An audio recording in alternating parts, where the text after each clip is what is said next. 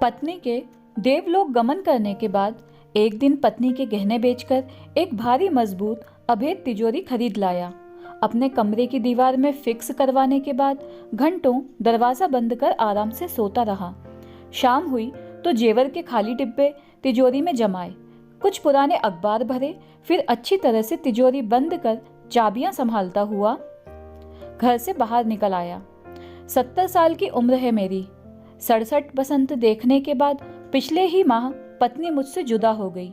उसकी 13वीं तक तो कुछ पता न चला, चूंकि घर भरा भरा था। नाते रिश्तेदारों का आना जाना लगा हुआ था। मुझे न एकाकीपन लगा, न सहचर के जाने पर उत्पन्न हुई शून्यता का बोध हुआ। उसके कारण जिंदगी का मेला था। जाकर भी एक आखिरी बार मेला लगा गई थी वह। कहने को तो भरा पूरा परिवार है मेरा, 2 बेटे और 2 बेटियां। बेटे बेटियों का भी अपना परिवार है। बड़ा नवासा तो खुद एक बच्चे का बाप है। जीवन में आजीविका का साधन व्यापार रहा था। बहुत लाभ कमाया, बहुत नुकसान सहा। कुल मिलाकर सुख का हिंडोला भी झूला और दुख की चटनी में रोटी भी डुबोकर खाई। बच्चे बड़े हो गए तो धीरे धीरे उन्हें जिम्मेदारी सौंपता गया। जितने वे दक्ष होते गए, मैं उतना ही व्यापार से मुक्त होता गया।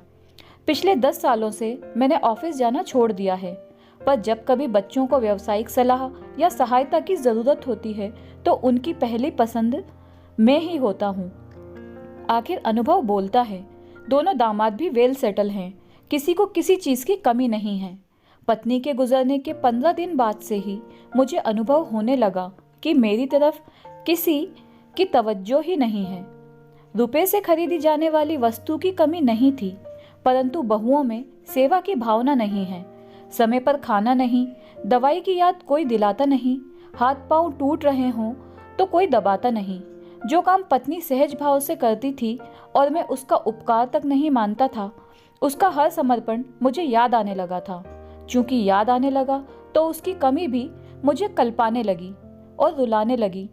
विधवा स्त्री को इन बातों का एहसास नहीं होता। बहुएं किचन में अपने बच्चों में ही सास को उलझाए रखती हैं और जीवन गुजर जाता है। वैसे भी कभी कोई कमी, कोई बात चुभी भी तो स्त्री सोचती है कि पहले पति की उद्दंडता बर्दाश्त करती ही थी, अब बच्चों की अवहेलना बर्दाश्त कर लेती हूँ। विधुर पत्नी के जाने के बाद एकांतवास में चला जाता है। बेटे कमरे में आते भी हैं तो ड्यूटी समझकर। आखिर वे भी थके हारे होते हैं, उनकी अपनी मजबूरियां होती हैं। आज महीना भर हो गया है पत्नी से जुदाई का। ऐसी जुदाई कि वह वापस नहीं आ सकती। उससे मिलने की एक ही सूरत है कि मुझे खुद ही उसके पास जाना होगा। अभी और जीने की अभिलाषा नहीं, पर पलायनवादी की तरह मृत्यु को अंगीकार करना ये भी तो उचित नहीं। घर से निकलकर मैं दरिया के पास पहुंचा। जेब से तिजोरी की चाबियां निकाली। अंतिम बार नई तिजोरी की नई चमचमाती चाबियों को गौर से देखा और मेरे होंठों से एक आह सी निकली। फिर मैंने अपने सुखद भविष्य के लिए उन चाबियों को दरिया में उछाल दिया। मन उदास था। काश मौत पत्नी को नहीं, पहले मुझे ले जाती, पर अफसोस ऐसा हो न सका। बेवजह दीवानों की तरह बिना सोचे समझे सड़कों पर भटकता रहा, अपनी टांगे तोड़ता रहा। कितनी ही दूर चला आया था मैं। रात के अंधेरे में मैं अपने घर वापस लौटा। अंतिम परिणाम आना अभी बाकी है, परंतु आसार दिखने लगे हैं। नई तिजोरी ने परिजनों में उत्सुकता जगा दी है। आज मुझे मेरा कमरा साफ सुथरा मिला है। मेरी कपड़ों की अलमारी तक साफ की गई है। जरूर तिजोरी की चाबी की तलाश में पूरा कमरा खंगाला गया था। चाबी ना मिली तो कमरा दुरुस्त कर शराफत दिखाई गई थी। उनकी उम्मीद जिंदा रहे, इसीलिए ही तो मैंने चाबियों को दरिया के हवाले किया। तो ये थी हमारी आज की कहानी।